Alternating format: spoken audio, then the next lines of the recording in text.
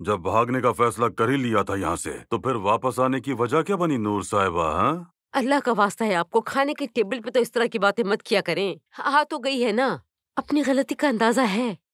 अगर ऐसा है तो पहले सीधी शराफत से माफी मांगे, उसके बाद यहाँ रह सकती है।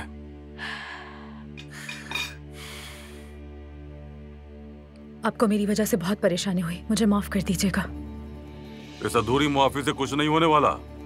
पहले बताओ कौन सा गुल खिलाया तुमने? ये आप किस तरह की बातें कर रहे हैं? कुछ बुरा नहीं किया होगा इसने। क्या मतलब है तुम्हारा कि कुछ बुरा नहीं किया होगा इसने? हमें क्या मालूम किसके साथ भागी थी? हमें क्या मालूम इतने दिन क्या करती रही होगी? पूछो इससे। बाबा तुम चुप रहो।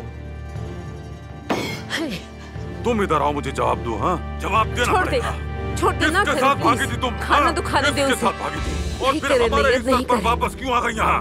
अपने कौन सा आशिक के साथ घूमने फिरने गई थी, बताओ मुझे। बाबा रुक जाए, ऐसा मत करे।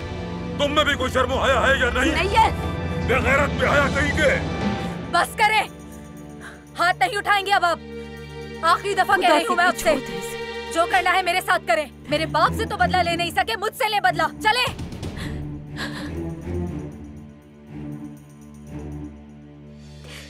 माफ कर दे इसे।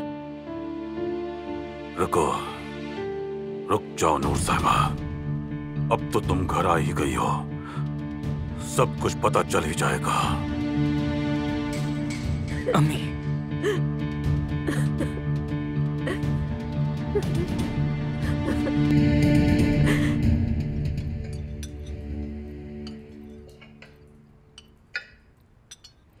बाबा कब घर आएंगे? मुझे उनको अपना नया बैग और नया पेंसिल बॉक्स भी दिखाना है। हाँ हाँ दिखा देना, पहले तुम अच्छे से खाना खा लो। मगर नानी भी तो अपना खाना नहीं खा रही ना। मैं खा रही हूँ बेटा, आप भी खत्म कीजिए जल्दी से। शाबाश, जल्दी।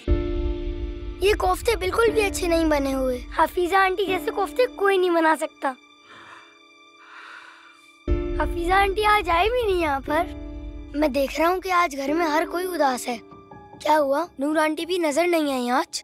इसे देखो जरा, अब क्या घर में आने और जाने वालों पर नजर रखोगी तुम? मैं यही तो कह रहा हूँ आपसे नानी जान, आज तो घर में कोई भी नहीं आया। ये मोहब्बत बदुआ बन गई है